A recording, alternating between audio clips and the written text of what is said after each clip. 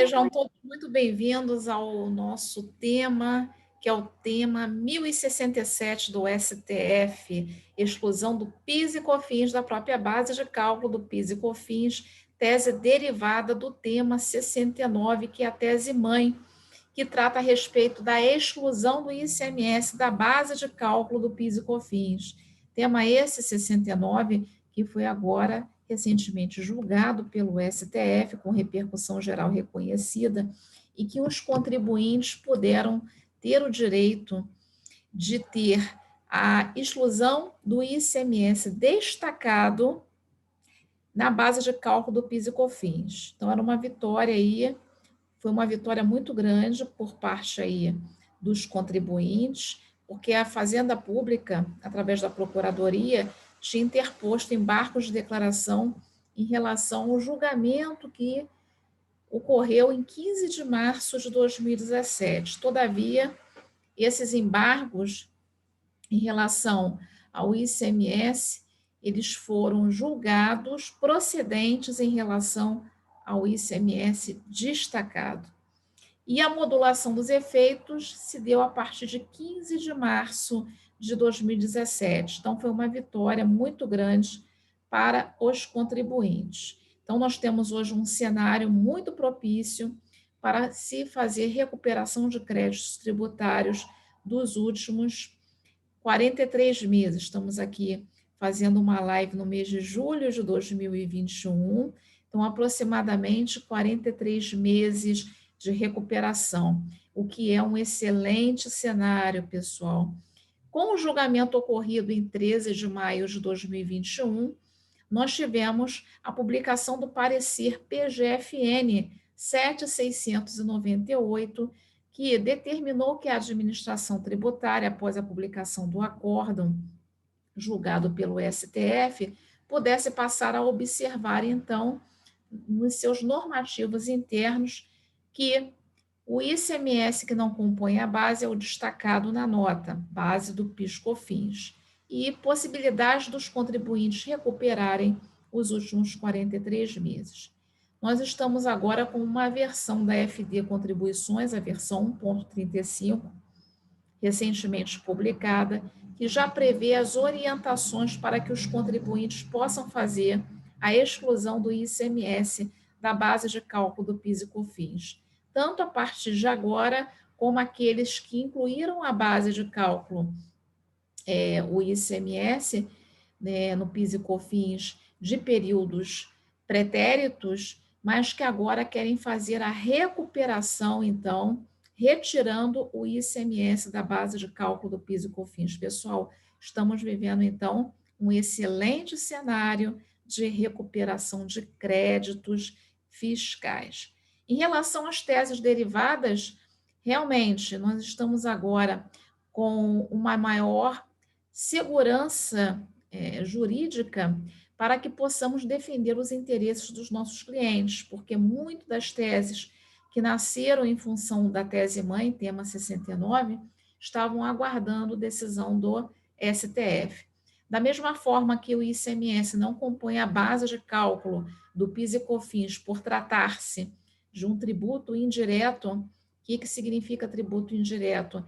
Aquele que eu embuto no preço do produto para poder fazer, no caso, a formação de preço, e como ele está embutido no meu preço, o cliente paga, então, esse ICMS no preço. Só que o cliente paga, né, essa receita para o fornecedor, só que o fornecedor não recebe essa receita completamente, parte dela é repassada aos cofres públicos. Então, no caso, eu tenho uma nota fiscal de R$ 1.000, eu não recebo R$ 1.000, eu recebo 1.000, supondo um ICMS de 18%, eu recebo 1.000 menos R$ 180.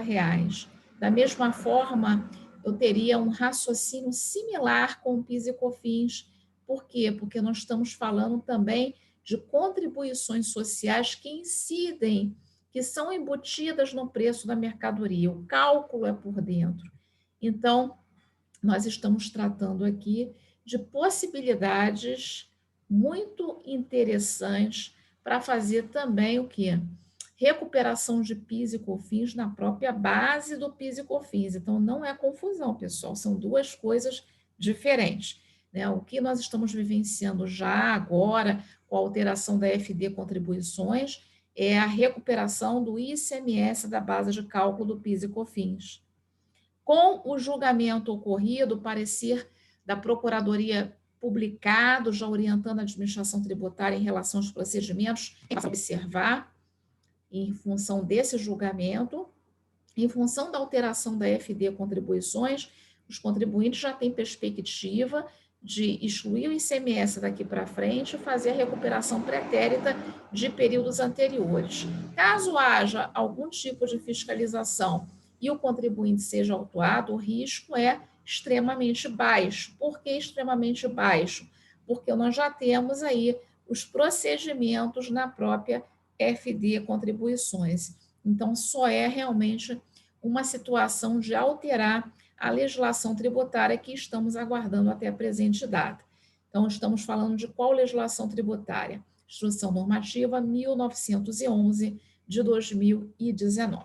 Bom, com o julgamento, então, ocorrido e tese, então, derivada surgiu aí, que foi o tema 1067 do STF, uma das teses derivadas. Nós podemos, então, pessoal, estudar um pouquinho desse tema 1067 para verificarmos o quê? Para verificarmos que existe hoje uma grande segurança jurídica de se fazer o quê? Uma ação para o nosso cliente, pedindo o quê? Pedindo a liminar para que o cliente já possa também excluir o PIS e COFINS da própria base de cálculo do PIS e COFINS. É isso que a gente vai analisar agora, então. Vamos para o slide. Antes de mais nada, eu gostaria que você deixasse seu joinha e compartilhasse também com os colegas esse vídeo para que nós também possamos aí disseminar essa informação para consultores, auditores, advogados e outras pessoas interessadas no assunto. Então, não se esqueça de deixar o seu joinha. Vamos lá, pessoal. Eu sou, então, a instrutora Samanta Pinheiro, minhas redes sociais, o Instagram, @prof. Samanta Pinheiro, LinkedIn Samanta Silva, YouTube, já, né, te indico aí a você fazer sua inscrição, Samanta Pinheiro, Inovar Consultoria, e e-mail samanta@consultoriainovar.com.br. Então, nós temos o quê? O precedente aí, julgado, que foi o recurso extraordinário 574.706, onde a relatora, a ministra Carmen Lúcia, deixa muito claro o seguinte, isso o julgamento em 15 de maio de 2017, o ICMS que não compõe a base de cálculo para fins de incidência do PIS e COFINS. Esse ICMS, mais adiante no julgamento, fica claro que não é o ICMS recolhido, é o ICMS destacado. Por que o destacado? Porque ele não compõe nem a receita e ele também não compõe o faturamento. Então, tendo em vista que o fato gerador do PIS e COFINS ou é a receita ou é o faturamento, então esse ICMS que eu recebo no preço da mercadoria, mas ele é repassado para a Fazenda Pública Estadual, ele não faz parte, então, da minha receita ou faturamento, que é o fato gerador das contribuições sociais. Temos, então, pessoal, como eu falei com vocês, aí o parecer da PGFN, o despacho 246, que determina que a administração tributária passe a observar em relação a todos os seus procedimentos, por ocasião da publicação do acórdão, que o ICMS não compõe a base de cálculo para a incidência do PIS e COFINS. Os efeitos dessa decisão devem se dar após 15 de março de 2017, ressalvadas as ações judiciais e administrativas protocoladas até 15 de março de 2017. Quer dizer o quê? Quem protocolou a ação até 15 de março de 2017 pôde reaver os últimos 5 anos, porque foi antes da modulação dos efeitos. Quem propôs a ação após 15 de março de 2017 ficou dentro da modulação. Então, nós temos a data de hoje até a data da modulação. Muito bem. E não se esquecendo do artigo 170-A, que é vedada a compensação mediante o aproveitamento de tributo, objeto de contestação judicial, antes do trânsito em julgado da respectiva decisão judicial. Então, imaginemos aqui que você tenha um cliente que esteja interessado em entrar com a ação, né, relacionada ao tema 1067 do STF, que é a exclusão do PIS e COFINS da própria base do PIS e COFINS. Ele não pode realizar essa recuperação antes do trânsito em julgado. Nós vamos pedir a liminar para fazer a exclusão daqui para frente, mas ele não pode fazer a recuperação antes do trânsito em julgado. Muito bem. Qual o lead case do tema 1067? É um recurso extraordinário do Rio Grande do Sul. Coincidentemente, a relatora também é a ministra Carmen Lúcia, tá certo? Então, nós temos aqui a mesma relatora do tema 1067, em relação também ao tema que ela é relatora do tema 69. Então, qual é a tendência? A tendência é que nós tenhamos o quê, pessoal? O mesmo julgamento. Já pensou? Se o cliente já entra, então, com a ação, ele já tem uma possibilidade de ter uma liminar e também de recuperar os últimos 5 anos, que foi o que aconteceu com grande parte dos contribuintes que entraram em relação ao tema 69. Então, esse tema 1067, pessoal, ele está aguardando o julgamento, tá? Então, ele tem repercussão geral reconhecida, tá certo? Já virou, então, um tema, e nós estamos, então, aguardando o julgamento. Qual é a importância, então, de pedir um mandado de segurança? Por que não esperar o julgamento do tema 1067? Por quê, pessoal? Porque pode ser que não tenhamos a mesma sorte com o tema 69. O tema 69 já houve um julgamento em 15 de março de 2017, mas que a Fazenda interpôs embargos de declaração. Já o tema 1067, ele está aguardando o julgamento e pode ser que a modulação seja da data do julgamento, que, né, será futuro, para frente, ou seja, a modulação pode ser que aconteça, vamos supor que o julgamento ocorra no final desse ano. Pode ser, então, que com esse julgamento a modulação seja da data desse julgamento para frente. E aí os contribuintes que não ingressaram antes com a ação podem perder a oportunidade de recuperar os últimos 5 anos. Então, é muito importante que se reconheça a urgência de entrar logo, logo, logo com esta ação. Por quê? Porque a chance de você, contribuinte, obter uma liminar hoje já é muito alta, tendo em vista que já ocorreu o julgamento da tese-mãe, tá certo? Então, esse é um ponto importante. E outro importante, que com a ação o contribuinte pode gerar resultados excelentes. O contribuinte pode realmente ter a oportunidade de ter uma recuperação dos últimos 60 meses. Então, importância do mandado de segurança. Pessoal, a peça, então, para o tema 1067 é mandado de segurança, tá? Por se tratar de natureza de tributo indireto, assim como o ICMS, não configura a receita do contribuinte, assim como já julgado com a tese-mãe. Portanto, não podemos ter 2 pesos e 2 medidas. Então, da mesma forma que foi julgado com o ICMS, por ser um tributo indireto que não faz parte da receita ou do faturamento, mesmo raciocínio eu tenho para o PIS e COFINS. Também eu tenho natureza de tributo indireto, que incide na formação do preço e não configura a receita do contribuinte. Então, tudo indica que teremos o mesmo desfecho do tema 69, até pela segurança jurídica Seria esse raciocínio.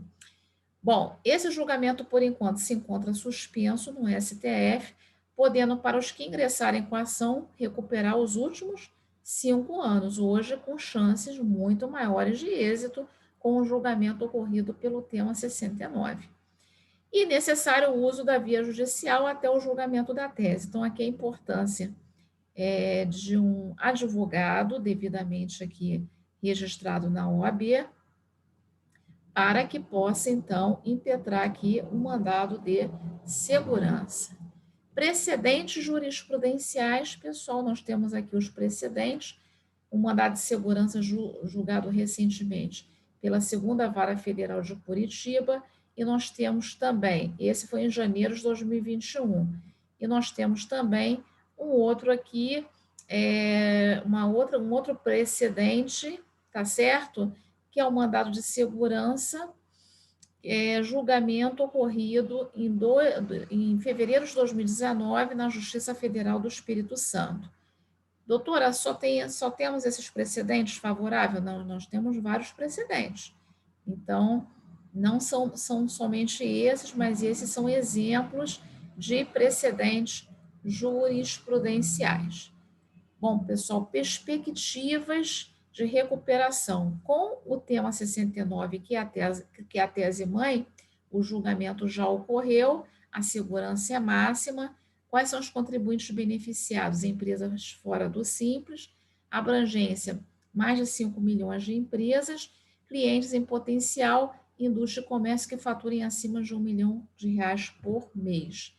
Temas 118 e 1067 do STF. Relembrando, tema 118, eu já fiz uma live, você dá uma olhada aí, está no nosso canal, que trata da exclusão do ISSQN da base de cálculo do PIS e da COFINS. E tema 1067, que é o tema que nós estamos tratando nessa live, exclusão do PIS e COFINS da própria base de cálculo. Qual o nível de segurança dessas teses derivadas? Nível de segurança alto, porque nós já tivemos o julgamento ocorrido aí de forma favorável para os contribuintes no STF com a tese mãe. Contribuintes beneficiados, empresas fora do Simples, abrangência aproximadamente 5 milhões de empresas, perspectivas de honorários de média alta e clientes em potencial, setores de indústria, comércio ou serviços que faturem acima de R$ 1 milhão por mês. Ok, pessoal? E aqui algumas teses derivadas do tema 69 que nós vamos tratar em próximas lives. Então, espero que vocês tenham gostado. Essa foi, então, a nossa live do tema 1067. E caso vocês queiram uma proposta de honorários em relação ao tema 1067 do STF, pode me mandar um e-mail para samanta@consultoriainovar.com.br e o site da minha empresa, consultoriainovar.com.br. No nosso Instagram, pode também me encaminhar um direct. Instagram, @prof. Samanta Pinheiro. Samanta não é com TH, é com TA. Tudo bem? Desde já, pessoal, agradeço muito a atenção de vocês e tenham aí um excelente dia. Até a próxima.